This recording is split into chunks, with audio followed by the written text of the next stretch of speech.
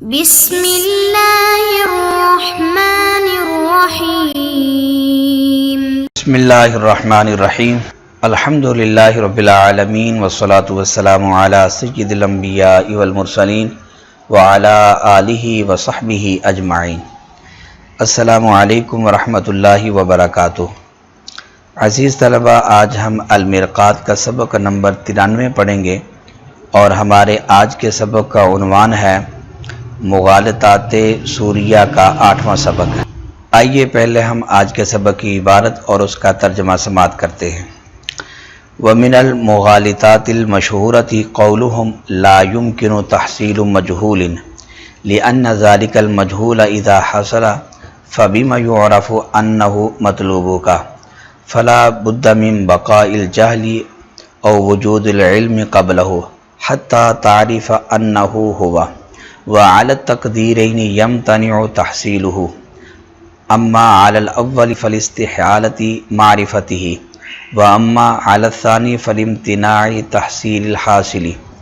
والجواب أن المطلوب معلوم من وجه ومجهول من وجه،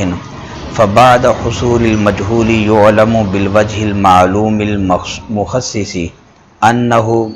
المطلوب، وهكذا مثل عبد عابق اذا وجد فانه كان معلوم الذات مجهول المكان، فبعد ما وجد عرفت بما كنت عارفا به من ذاته وصورته انه عابقك۔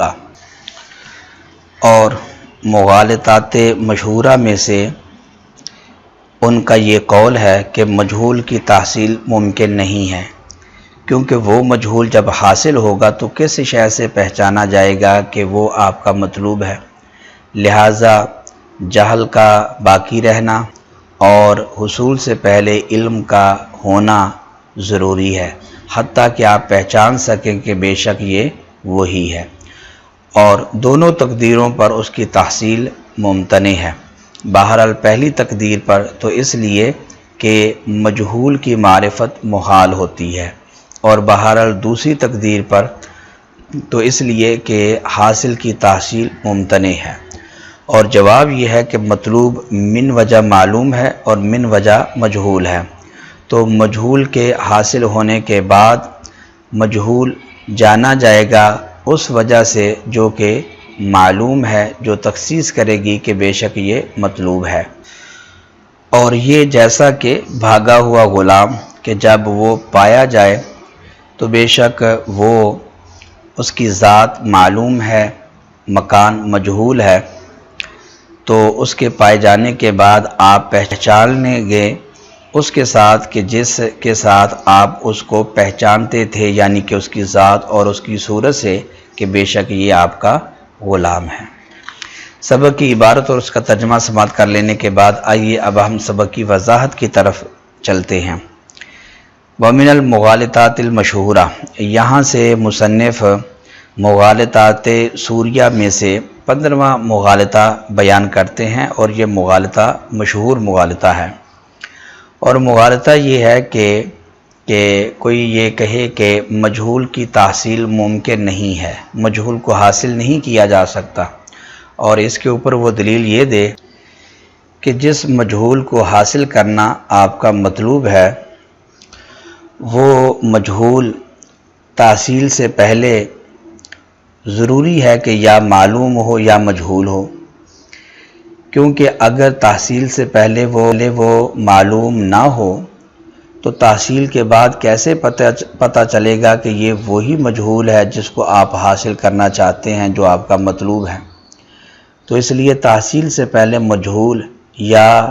معلوم ہوگا یا مجہول ہوگا، دونوں تقدیروں پر آپ اس کو حاصل نہیں کر سکتے، اس کو حاصل کرنا ممتنع ہے، کیونکہ اگر وہ تحصیل سے پہلے مجہول ہو تو مجہول کی تحصیل محال ہوتی ہے، کیونکہ وہ مطلقاً مجہول ہے، اور مطلق مجہول کی تحصیل محال ہوتی ہے۔ مجہول مطلق کا مطلب یہ ہے کہ جو کسی وجہ سے بھی معلوم نہ ہو،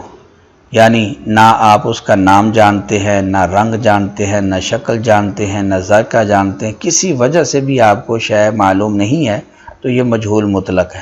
اور مجہول مطلق کی تحصیل محال ہوتی ہے، اس کو حاصل نہیں کیا جا سکتا۔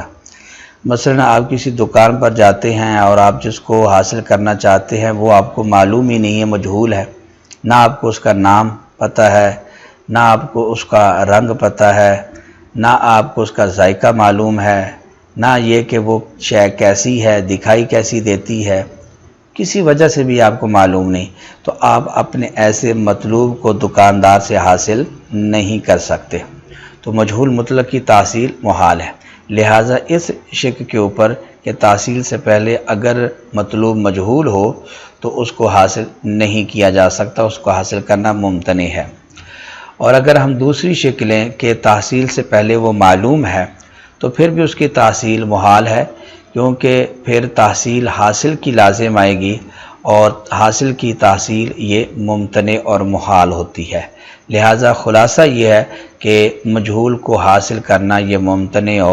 اور محال ہے۔ والجواب، یہاں سے مصنف اس مغالطہ کا جواب دیتے ہیں۔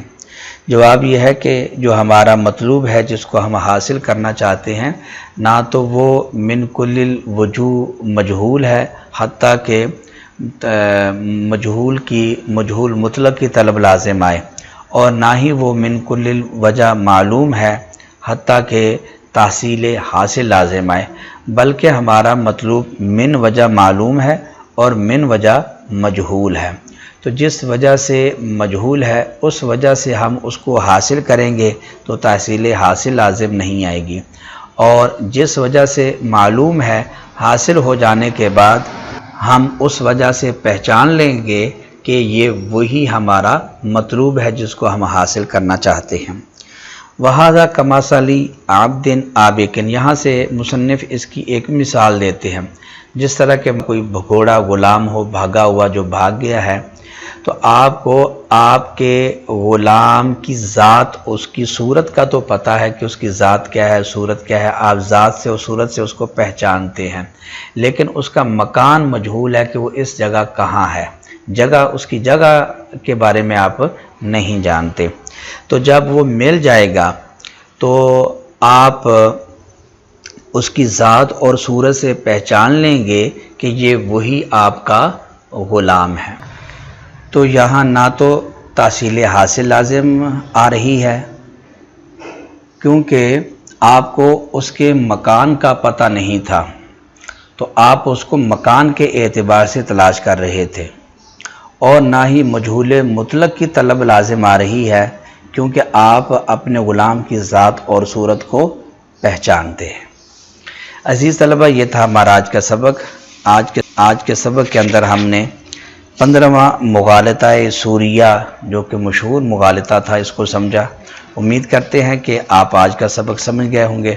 اللہ تعالیٰ سے دعا ہے کہ اللہ تعالیٰ ہمیں علم نافع، عمل صالح اور اخلاص عطا فرمائے، اور ہمارے لیے آسانیاں پیدا فرمائے۔